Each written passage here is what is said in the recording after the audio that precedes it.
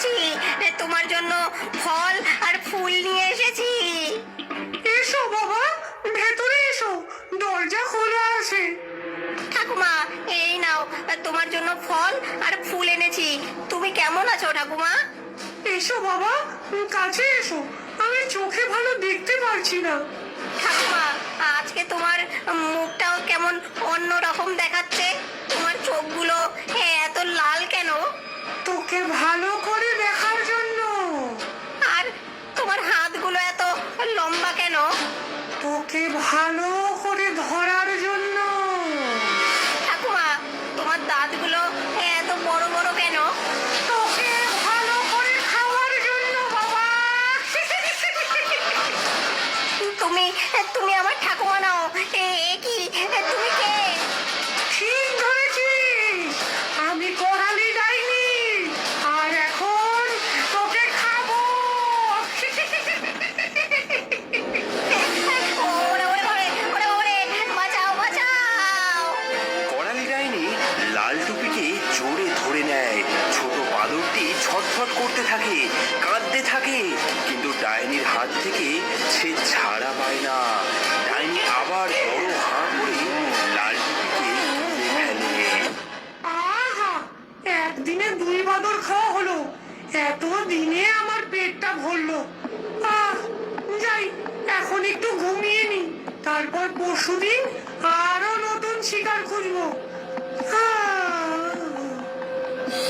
করালি ডাইনি পেট ভরে খেয়ে ঘুমিয়ে পড়ল, আর তার নাক ডাকার শব্দে গোটা বন কেঁপে উঠল। এদিকে ওর পেটের ভেতরে ঠাকুমা আর লাল টুপি। ঠাকুমা, আমরা এখন কি করব? এই ডাইনির পেটের ভেতরে এত অন্ধকার। ভয় পাস না, ভয় পাস না লাল টুপি, আমাদের আমাদের কেউ না কেউ নিশ্চয়ই বাঁচাবে। এদিকে লাল টুপির মা ভীষণ চিন্তিত। সন্ধ্যা হয়ে গেছে, কিন্তু তার ছেলে এখনো ফিরছে না। ঠাকুমার বাড়িতে যেতে এত সময় তো লাগার কথা নয়। এত দেরি করছে কেন লাল টুপি? ঠাকুমার বাড়ি যেতে তো মাত্র 8 ঘন্টা লাগে। ছেলেটার নিশ্চয়ই বনে কোথাও লাফালাফি করতে গিয়ে পথ ভুলে গেছে। কি গো নীলা, চিন্তা করছো কেন? লাল টুপি ফেরেনি? না গো দিদি, এখনো ফেরেনি। আমি ভাবছি বনে যাই, পাছে কোনো বিপদে পড়ে আমার বাছা। সাবধান, আজকাল বনে নাকি একটা ডাইনি এসেছে। গ্রামের লোকেরা বলছে সে বাচ্চা ধরে খায়। হ্যাঁ, কি বললে? ডাইনি? হায় হায় হায়, আমার ছেলে! আমি আমি এখনই যাচ্ছি বনে। আমিও তোমার সাথে যাব। অন্ধকারে একা যাওয়া একদম ঠিক নয়। বাদর মা আর তার বান্ধবী দুজনে মিলে বনের রাস্তা ধরে ঠাকুমার বাড়ির দিকে রওনা দেয়। অনেকক্ষণ ধরে হাঁটার পর তারা ঠাকুমার বাড়িতে এসে পৌঁছায়। দরজায় টোকা দেয় নীলা। মা, দরজা খুলুন, আপনি কি বাড়িতে আছেন? লাল টুপি কি বাড়িতে এসেছিল আপনার কাছে? সেই সময় ডাইনির ঘুম ভেঙে যায়। সে ভাবে আবার বুঝি কোনো শিকার এসেছে। হ্যাঁ রে, ভেতরে আয়, লাল টুপি তো অনেকক্ষণ ধরে এখানেই আছে। এর গলাটা শুনছি কেমন অদ্ভুত, ঠাকুমার গলার সঙ্গে মিলছে না। হ্যাঁ, গলাটা সত্যি অদ্ভুত। আচ্ছা মা, আমরা আসছি, একটু দাঁড়ান। আগে ভিতরে যাওয়ার দরকার নেই, আমরা জানলা দিয়ে উঁকি মেরে আগে দেখি ভেতরে কে আছে। হ্যাঁ, ওরে বাবা, এ তো আমার মা নয়। ও ডাইনি, ও ডাইনি, ও আমার বাচ্চাকে খেয়ে ফেলেছে নিশ্চয়ই। নীলা আর পলা বুঝতে পারে যে তাদের সামনে রয়েছে বড় বিপদ।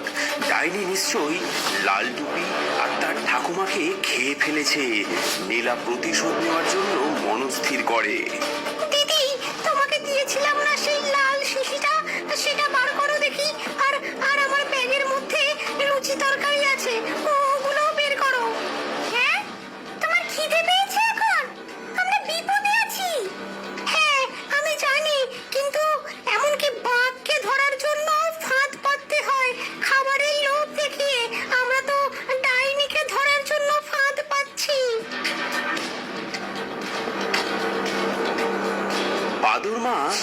জাদুর ধুলো ছিটিয়ে দেয় খাবারে। মা, আমি আপনার জন্য সুস্বাদু লুচি আর তরকারি এনেছি, আপনি কি খাবেন? খাবার? আমার খিদে পেয়েছে বটে, তাড়াতাড়ি নিয়ে এসো। মা, আমি ওই দোরগোড়ায় খাবার রাখলাম, আপনি নিয়ে যান। বাদুর মা খাবার দরজার সামনে রেখে জঙ্গলের আড়ালে লুকিয়ে রইল। ডাইনি দরজা খুলে দোরগোড়ায় থাকা লুচি আর তরকারি থেকে কিছুটা লুচি তরকারি তুলে খেতে থাকে। নরম নরম লুচি, তরকারিও বেশ, পেট ভরে খেলাম আমি, জুড়লো যে ক্লেশ। আহা, কি যে মজার স্বাদ, পেট ভরে খাবো আমি, দেবো না একটা বাদ।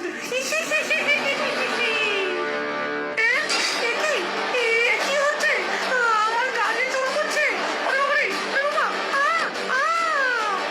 এটা এটা আমার বাচ্চাকে খাওয়ার শাস্তি।